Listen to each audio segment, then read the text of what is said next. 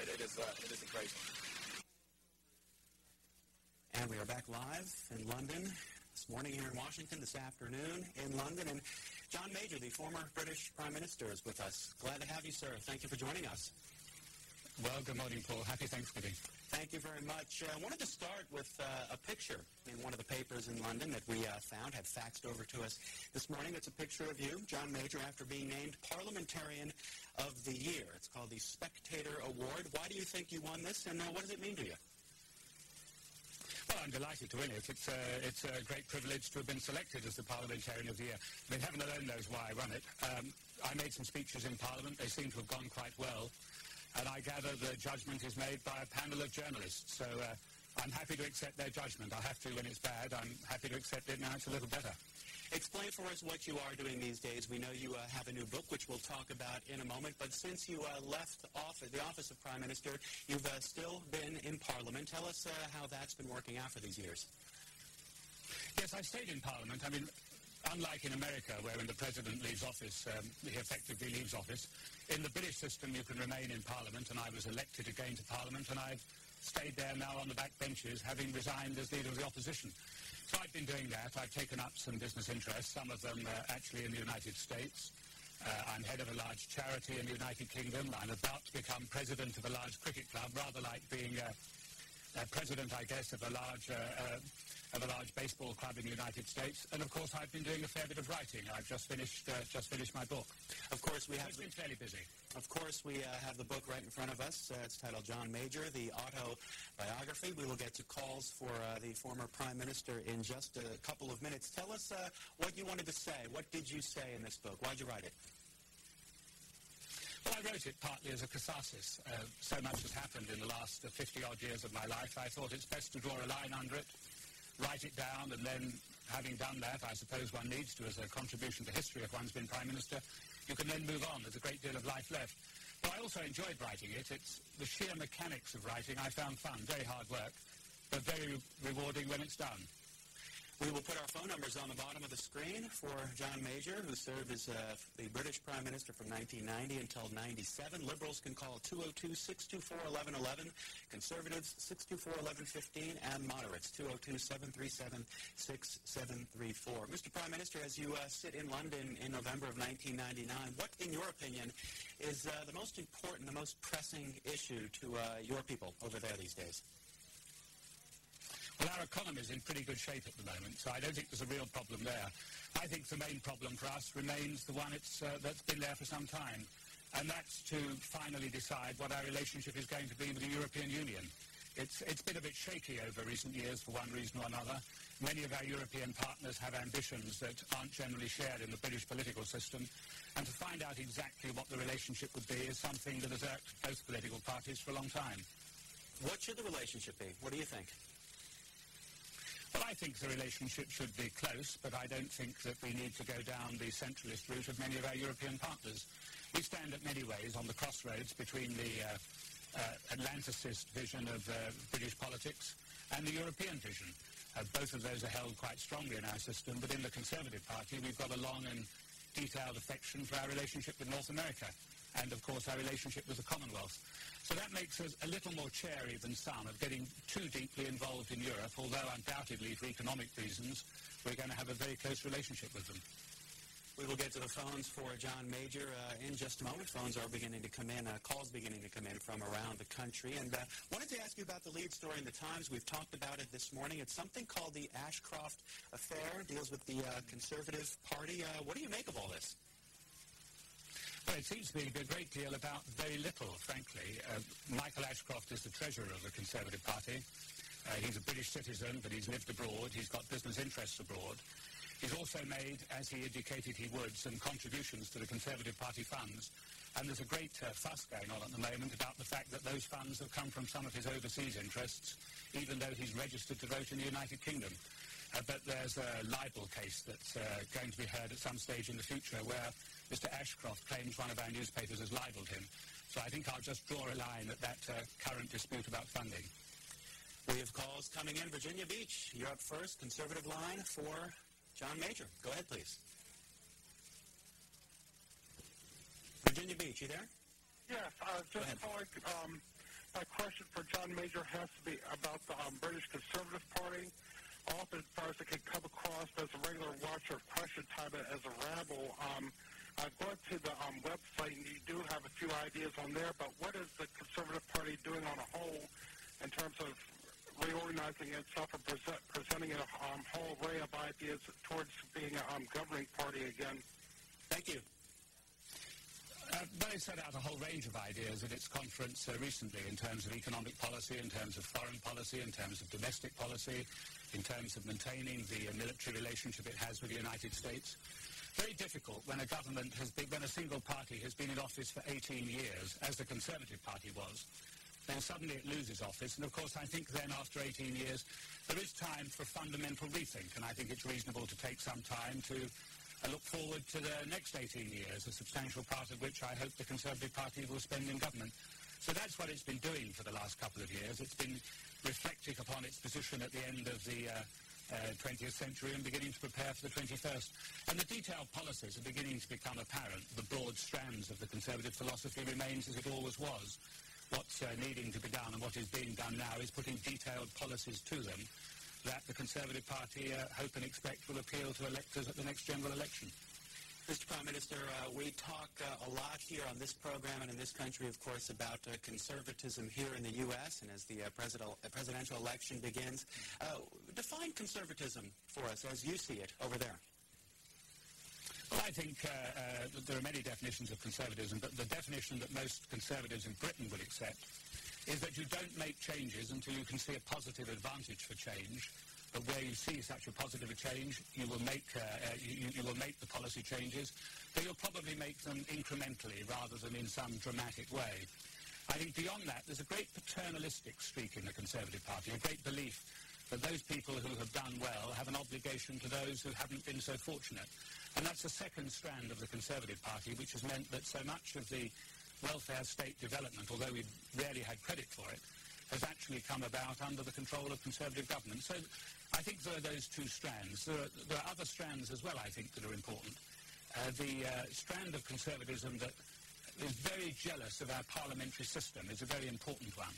And that, of course, is one of the reasons why there's often so many disputes about European policy, because many conservatives see parts of the British political system being infringed by increasingly subordinating our position within Europe and accepting collective responsibility for a large number of areas. So that has been a running sore in British politics generally, but also in the Conservative Party for quite a long time.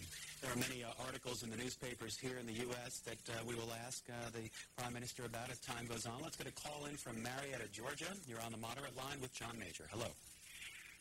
What a great pleasure it is to speak with you, Prime Minister.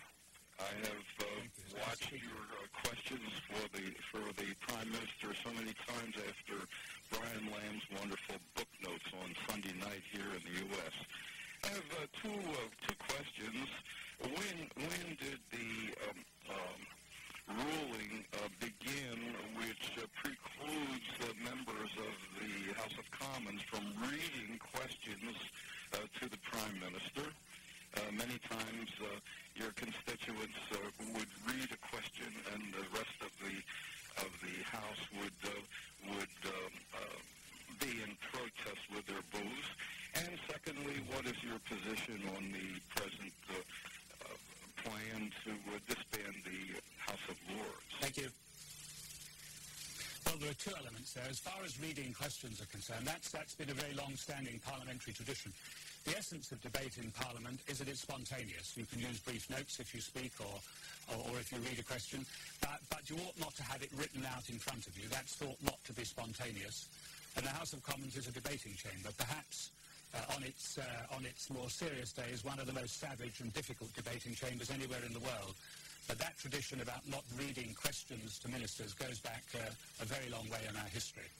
And I think it's extremely unlikely that is going to change in the near future. There's an allied point, of course, about questions to the Prime Minister. People are often very curious when they ask a question to the Prime Minister, and it's what is his engagements for the day? And they say, well, that's a pretty daft question. But there's a parliamentary reason behind that. The Prime Minister then answers that question, but the questioner then has the right to ask a supplementary question. And having given that lead-in question, He can then ask about anything under the sun, and the Prime Minister is unprepared for what the second question may be. And that's a fundamental part now of our political system. Very tough for Prime Ministers, but very good for the House of Commons. I'm sorry, you had a second point as well. About the House of Lords, sir. Oh, yes. Well, the House of Lords isn't actually being disbanded. The present government haven't gone that far. What they have said they will do is remove the right of hereditary peers, people who are peers by virtue of birth, rather than having been appointed for their distinction, to remove the right of hereditary peers to sit in the upper chamber and legislate. And, of course, in many ways, it's quite difficult to argue against that, except that it offers a degree of complete independence from people from any of the political parties, and they are utterly free to use their independent judgment, and that's been quite successful in our history. The real debate, though, is not so much that the hereditary peers have been removed from the House of Lords, but that the present government have done that without indicating what will replace them to ensure that the House of Lords retains a large independent element. And the fear is that they will be replaced by a lot of people nominated by the Prime Minister and the Leader of the Opposition, who will owe allegiance to them, and it will politicise the House of Commons, House of Lords, to a much greater extent than ever before. And that's a very bad thing, because nobody wishes to see the House of Lords compete in authority with the House of Commons. It's a different sort of chamber. It's a revising chamber, but the authority is with the Commons. But once you begin to get elected members in the Lords, as we fear we may now have, then I think you begin to get in a different system, and that's what much of the debate is now about. We have 45 minutes left with John Major, former British Prime Minister. Wanted to ask you about the situation with Northern Ireland. Wanted to run a clip from 1996, believe it was June of 1996. Runs just under a minute, and you're with the former Irish Prime Minister at the time. Wanted to run that clip and then get your observations on the current situation. Let me firstly say how pleased I am to be joined at this press conference by the Taoiseach. It's been a fairly lengthy and a fairly difficult process to get where we are today to the beginning of talks. And yet this is, in many senses, just the end of the beginning. There's a great deal that lies ahead in the negotiations, but we'll begin with the discussions today. I don't think either John or I have any illusions about the difficulty of the task that still lies ahead. It is going potentially to be long, to be difficult, and to be demanding not just of the two governments, but of all the participants as well. Mr. Major, back live in London. You continue to speak out, speak on Northern Ireland. What's happening, and what would you like to see happen, and how will it happen? Well, I think we may now be very close to a settlement. When we began on it, when we embarked upon this search for peace some years ago, there were many people who were very sceptical. But with successive Irish Prime Ministers, a great deal of progress has been made, and with the political parties in Northern Ireland. What is happening at the moment is that with any sort of reasonable luck in the next few days, the Ulster Unionists will agree that we can go forward to actually begin with a power-sharing executive in which all the long-time political opponents in the Northern Ireland parties will sit together with executive responsibility for many areas of government in Northern Ireland. And if that happens in parallel, it's expected that the decommissioning body led by General de Chastelain will agree a mode of decommissioning with the paramilitaries that will ensure that that power-sharing executive isn't temporary, but is permanent. Now, many people are sceptical about whether it will succeed. I personally am on the optimistic side of this argument. I think it will. I think so much progress has now been made that it is almost inconceivable that it will all be thrown away. It may be difficult. There may be setbacks. Most of Northern Irish progress has been 2 steps forward and 1 step back. But nonetheless, it has been progress. And if anybody had said 5 or 6 years ago, 7 years ago, that before the turn of the century, we would be in a position where we are within a hair's breadth of cracking this problem that has bedeviled Ireland for so long, then I think very few people would have believed it. But I genuinely believe that we are, and I'm very optimistic about how it will go. We have more calls for Mr. Major. Cleveland, Ohio. You're on the Liberal line. Hello. Oh, got 2 questions. What's the difference between the parliamentary system and the American system? Go ahead with your second question. Well, And the second question, how long did it take to write this book? Well, the second question's quite easy. The second question, it took me about 15 months, but they were very long days and very long nights. It was pretty hard work. Very enjoyable, but very hard work, in about 15 months. The first question, I remember once as a boy being faced with an examination question which said, black holes in space, discuss. That was pretty daunting. I think explaining in a few sentences the difference between the British and the American parliamentary system is pretty much the same. But let me try and have a stab at it. Your most senior politician, the President, is also head of state, and he has an executive responsibility given to him directly by the American people that can be taken away ultimately only by the American people at a subsequent general election. In the British system, the head of state is the Queen. She doesn't have direct parliamentary responsibilities, though any sensible Prime Minister discusses many things and often takes her advice, which is very wise. She's been Queen for a long time and she's seen most things before. But the Prime Minister is the leader of the majority party in the House of Commons. Quite possible in your system that the President might be in a minority both in the Senate and the Congress. But in the British system, the Prime Minister is only Prime Minister because his party have a majority in the House of Commons and he happens to be the leader of that party. So there's some of the more fundamental differences. I think there are many others. Our Prime Minister's questions, which C-SPAN shows regularly, is, I think, unlike anything that exists in the United States. Your President, perhaps, fortunately for him, doesn't have to face that. So there's another difference in the way in which the most senior politician is subjected to questioning. But there are many other minor differences as well. I want to talk a little bit more about the book, since that caller had a question about how long it took. You said 15 months. We have a couple of pictures of you in the book, writing the book. One shot of you cruising down the Nile, another in a plane above the United States. Was this your first book, Mr. Major? Yes, it was my first book. My wife has written two, both of which did extremely well. One on the opera singer Joan Sutherland and one on Chequers, which is the British Prime Minister's Camp David. But it's the first book I've written. And I really wrote it travelling around the world. A large part of it was written in the United States because I travelled to and from the United States a lot. When I'm there, I spent most of my time either on planes or in hotel rooms actually writing. So a fair portion of it was written there. I wanted to read a passage, page 214. It concerns some of the thoughts that you have looking back 9 years ago to some of the ideas that you developed. I am struck by two things, you write. One is regretted how many of these ambitions were lost after 92, displaced by the constant battles within the party and by economic circumstances. The 18 months leading up to the general election in 92 was the time of greatest promise for me in government. There was much I hoped to do after the election, but which, as things turned out, I would not achieve. I shall regret this all of my days. You also point out that the second point strikes you just as strongly, that New Labour owes you a very great debt. Tell us more. In the British parliamentary system, you can carry things in Parliament if you have a majority in the House of Commons. In the period running up to the 92 election, I had a significant majority in the House of Commons, and I could carry legislation and changes in a quite straightforward fashion. After 1992, I had a very tiny majority and a very fractious party. And for many of the things that I wished to do, there was no majority at all in the House of Commons. Unlike in America, where you may carry some things by presidential decree and by agreement, you actually have to carry parliamentary legislation in the British Parliament, and I simply had no majority to do it.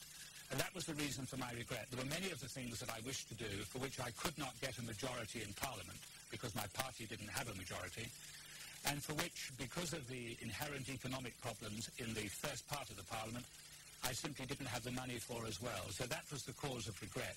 I would like to have made other changes to our social system of one sort or another, but I had neither the majority in Parliament, neither did I have the cash resources to do it. What happened, of course, during that Parliament is that we delivered to the incoming Labour government perhaps the best economy that any British government has handed on to its successor for a long time. In political terms, you may regard that as very careless, but I think it's very good for the country. And so, of course, the present Labour government, which have both a significant majority and the cash resources to make changes, are able to make many of the changes and have the opportunity of making changes of the sort that I would have made had I been in that happy position some years before. We'll talk more about Tony Blair in a few minutes. Let's get a call from Altoona, Florida, first on the Conservative line. Good morning.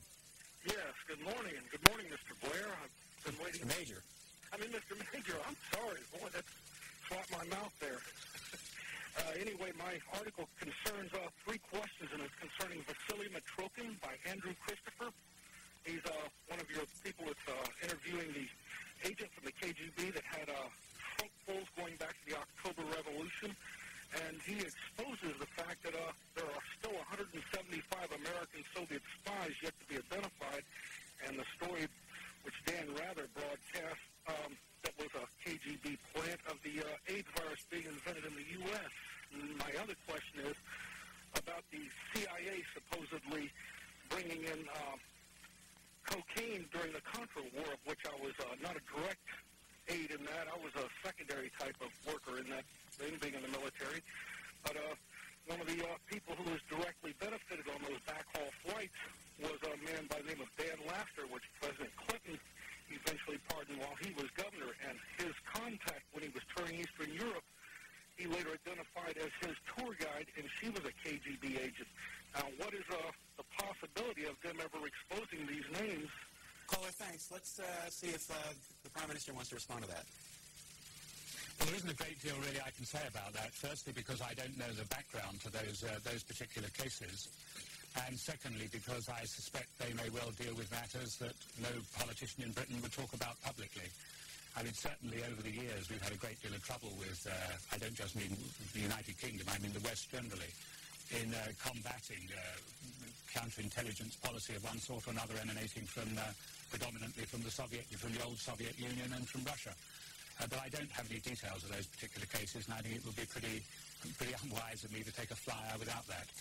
I wanted to ask you, Mr. Prime Minister, about China. We've been talking a little bit about China this morning. There is this headline in the New York Times: Missile shield would set off arms race. China warns.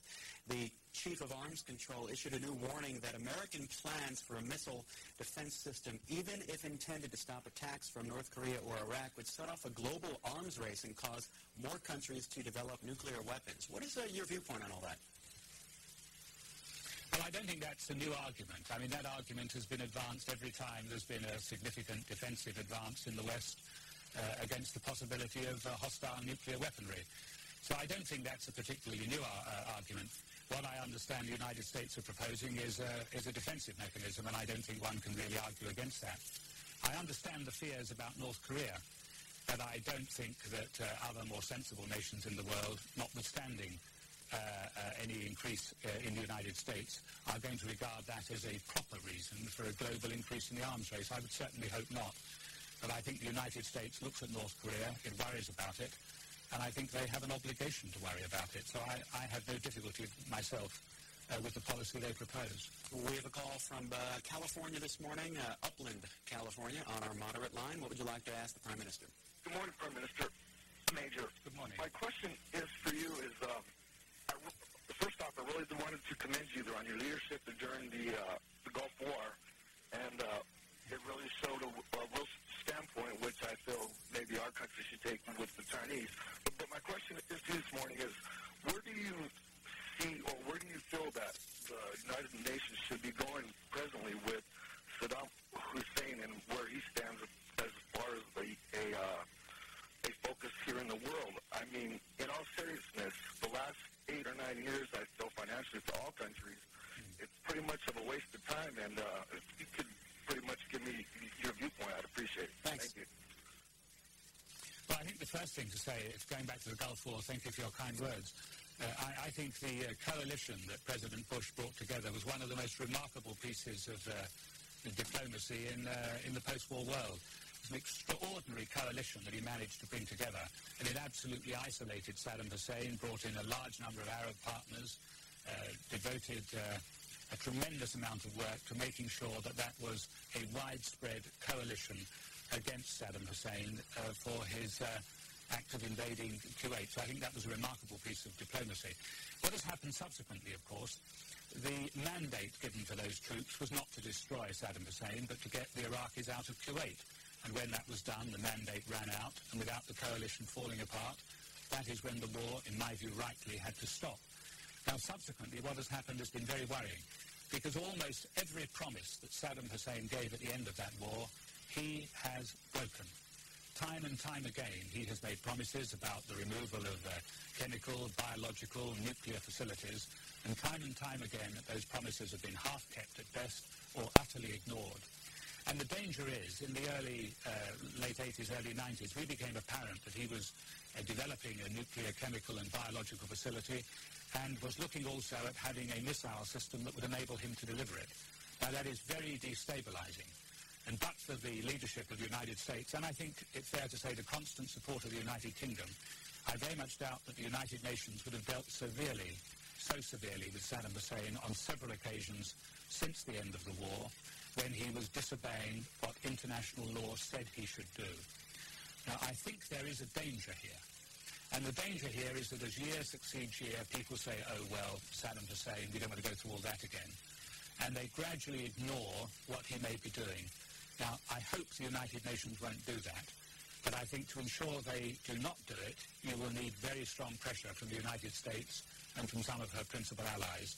But I think in the interests of Israel, in the interests of the Gulf, in the interests of the wider Middle East, it is necessary to retain a very firm view indeed that he must not be permitted to develop those weapons. It would be extraordinary piece of folly if we were to stand aside and let him do so, because taking action diplomatically or in any other way seemed to be inconvenient at any moment. Take a moment, if you could, Mr. Prime Minister, to talk about the rush of activity in that period. You were serving as Foreign Minister and then Prime Minister in that 1990-91 period. Here's a photo in your book from back in '89 as you met with President Bush at the White House. You wrote quite a bit in the book about the days leading up to the conflict and what was going through your mind. You visited the U.S. Tell us more about what you remember, and if there's anything that maybe you couldn't talk about at that time that you could talk about now that could give us some further insight. Well, looking back, what's extraordinary is the sharpness of our concerns about one or two things. There was no doubt in my mind, then or now, about the greatest fear that we had. The greatest fear that we had, that your soldiers had, that I know President Bush had, that everyone had, was that Saddam Hussein would actually use chemical weapons. And I remember going to visit the British troops 2 or 3 days before the war actually began. And the only thing upon their minds that they questioned me about repeatedly was, did I believe he would actually use those weapons? They were confident in their ability, they were confident in their cause, but nobody quite knew what would happen if anybody was so foolish as to unleash that sort of weapon. And that is the dominant memory I have of those times. I remember also coming across to America just before Christmas, 1990. I had been Prime Minister for less than a month, and we were within 3 weeks of the start of the Gulf War. And I met President Bush. I had met him before, but it was the first occasion we had the opportunity to deal seriously with the business that lay in front of us. And we had a very remarkable car ride up to Camp David in pretty cold, snowy and horrible weather. And in the drive up to Camp David, most of the outstanding questions between the United States and Britain as to what we should do in the run-up to the war were settled. And it was quite extraordinary. I hadn't expected that it would be quite so straightforward to do business on the eve of a conflict between the United States and the United Kingdom, and it's a memory that has stayed with me always. More calls in a moment for the Prime Minister. You write in your book that you had an easy and warm relationship with George Bush. What about Bill Clinton when he came into office? I've had a very friendly relationship with Bill Clinton. At the outset, there were a lot of stories that he and I disagreed, and that there was a lot of conflict between us. I have to say to you that wasn't true. It is true to say there was conflict between some of the people on Bill Clinton's staff and some of the people in London. That is true. But at the level of the President and myself, there was no conflict, and I always found him a very gracious host. I also found him, once he had settled in, extraordinarily well briefed as to detail. He is a man that once he takes an interest in a subject, goes right down to the roots of it in terms of familiarizing himself with the detail.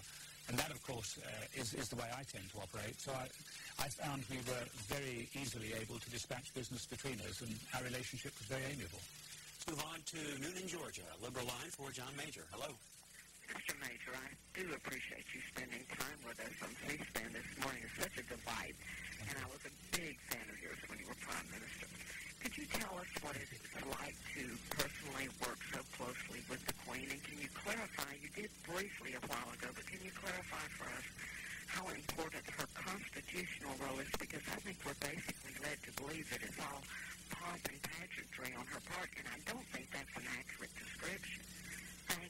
you. No, it certainly isn't an accurate description.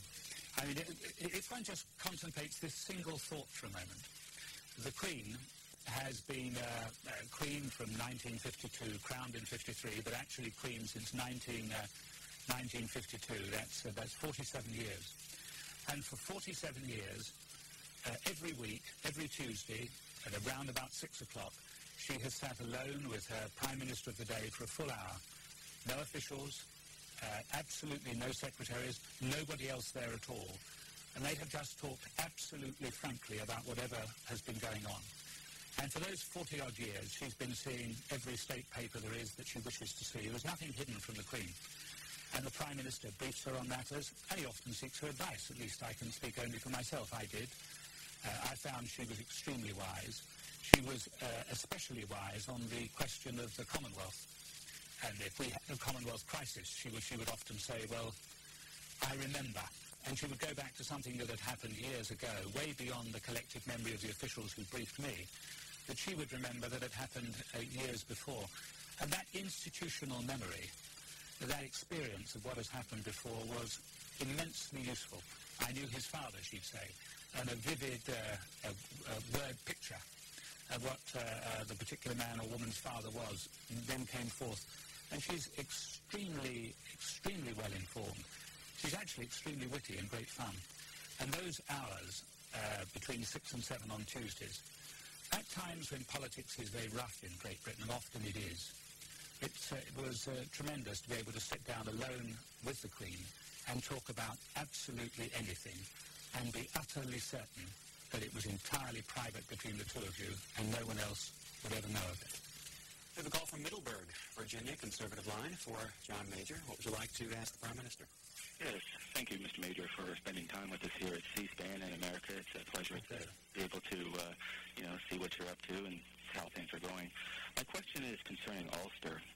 With Lord Mullenix coming out recently against the Unionist Council vote in Belfast there and writing all 858 delegates, I'm curious to see how you see that affecting David Trimble and the UUT. Thank you. Well, I don't think it will help David Trimble. I mean, Jim Molyneux is much respected in Unionist circles. He was David Trimble's predecessor for a very long time. And so it's clearly not helpful from the point of view of David Trimble getting the support of the Ulster Unionist Council. I can't judge how the Council will react. I hope the Council will support David Trimble. I hope it will decide that we will go ahead and take the undeniable gamble that is being taken, but it is a justifiable gamble, I think. And I say that because I don't know what the alternative is. If we're not to proceed with this development of a power-sharing executive and the decommissioning under the eagle eye of General de Chastelain, then I'm simply not sure how we do proceed. Most other avenues have been blocked off or tried. And in the interests of the everyday people of Ulster, I think their principal interest is not in the age-old conflicts and feuds and dislikes and hatreds that have existed and torn Ulster apart for so long, but in finding a way in which they can live together. And I know of no better way to go than the way that David Trimble will recommend to the Ulster Unionist Council on Saturday. So although Jim Molyneux is an old friend for whom I have a very great deal of respect, on this occasion I don't agree with him, and I hope that David Trimble gets the support he needs on Saturday so we can move this proposal forward. We have about 20 minutes left with John Major, the former British Prime Minister. This is the cover of his new book, John Major, the autobiography. I wanted to talk a little bit more, Mr. Prime Minister, about various relationships. You write quite a bit, of course, about some of the key players. There's a photo here of you and Margaret Thatcher at a Conservative Party conference in October 1990. And the caption on it suggests that at that point you were still on good terms with Margaret. What did you mean by that, and what wound up happening in terms of your relationship with your predecessor? Well, in the early days in Parliament, Margaret was very generous to me, promoted me continuously, and was very happy when I succeeded her as leader of the Conservative Party. But I think later there was, frankly, political friction, not personal friction, but political friction between us, because we took a different view of European policy, Margaret, when she left office, took a much harder and harsher view of what our relationships would be with our European partners than her actions had shown to be her policy when she was actually in government. And I think that began to cause some friction between us. And I think also the sheer hurt, the personal hurt, in the way in which Margaret left office when she was effectively rejected by her own parliamentary party, hurt very much. And I think she found it very hard to come to terms with the fact that having won 3 general elections, she wasn't actually defeated by the electorate, but by her own colleagues. And I think that was very difficult. When I became leader, because of the frictions in the Conservative Party, there were many changes I had to make. And I think they were inevitable changes. They were unavoidable changes politically. And yet Margaret resented some of those changes. And I think a combination of those factors caused a distance between us that hadn't previously been there. Whether that is an inevitability in politics when a long-serving leader is replaced by somebody else, I suspect in some ways it might be. But fortunately, they were political differences and not personal differences. Orchard Park, New York, for John Major, Liberal Line. Hello. Good morning, Mr. Prime Minister. I must say you look very fit since you left office. Maybe it's not having to answer those tough questions during Prime Minister's questions. Believe you me, it's done no harm not having to answer them. Mr. Prime Minister, I have a comment and then a question relating to your health care system. But first, the comment is to respectfully disagree about Iraq. Our brutal sanctions, which are unknown in the last 50 or 60 years against any country, has resulted in the deaths of over 600,000 young Iraqi children under the age of 5 due to malnutrition or lack of proper medicine. So I respectfully disagree with your position on Iraq. But I have the question that I'd like to pose to you, and it's regarding your national health care system.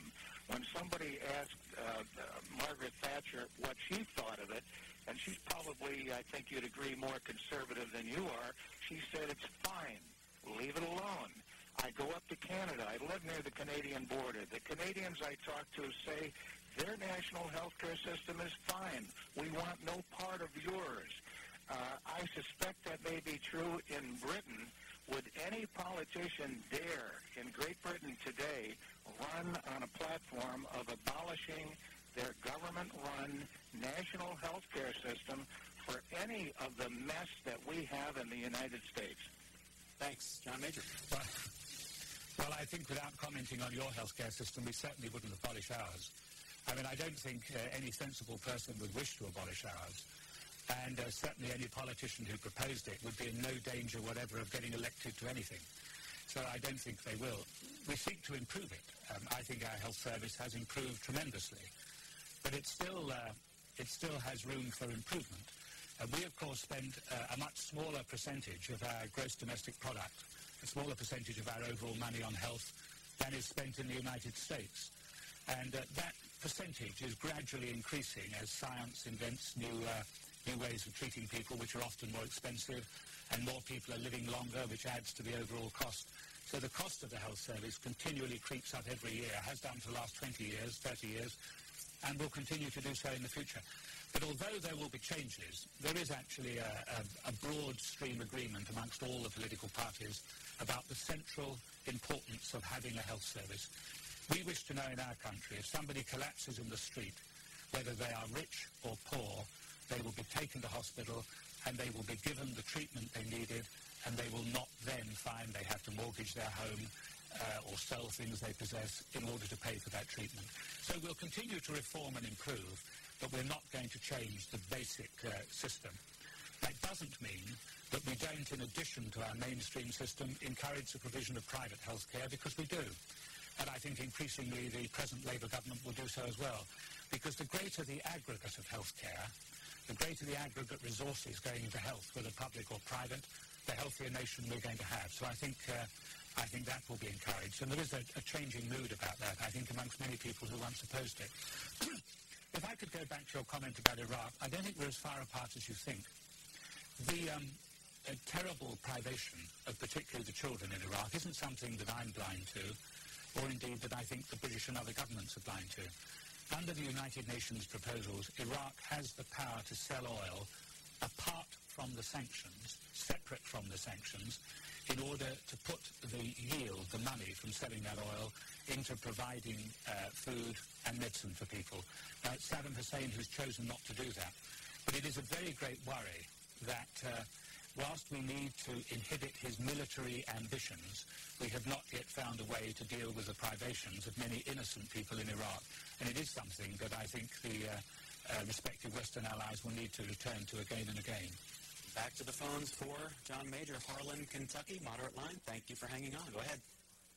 Oh, my name is Bill Nolan there, Mr. Major. I've watched you a whole lot there on TV and really do appreciate what you've said about America many times. And we think you're just great. And Margaret, too. Listen, in the UN, I watched quite a bit of news there, and in the UN, I noticed that France always seemed like folks with Russia. And I don't understand that. Russia did not want the sanctions to go in, and neither did France. And it was all because of the old greenback, the money. I can't... Mr. Major, quick response, and then we're going to say goodbye. Well, I think as far as France is concerned, I think your questioner was referring to sanctions on Iraq. And France had a very long and traditional relationship with Iraq. It was part of the coalition, part of the war, but it never liked it. It disliked intensely. It has no brief for Saddam Hussein and his regime, but it does have a long historic relationship with Iraq, and I think that's why it's often seen to be adrift from the rest of Western policy. John Major, we want to say thank you, former British Prime Minister. Appreciate your time this morning, and once again, here is the autobiography, John Major, just out and in bookstores. Thank you very much.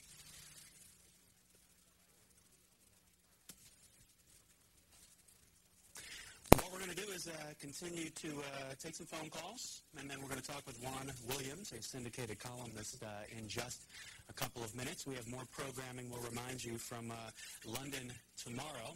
We will have on Charles Kennedy, who is the Liberal Democratic Party leader, Sir Robin Day, who is a TV and radio journalist, and Sir Lord Wetherell, former Speaker of the British House of Commons from 1983 until 1992.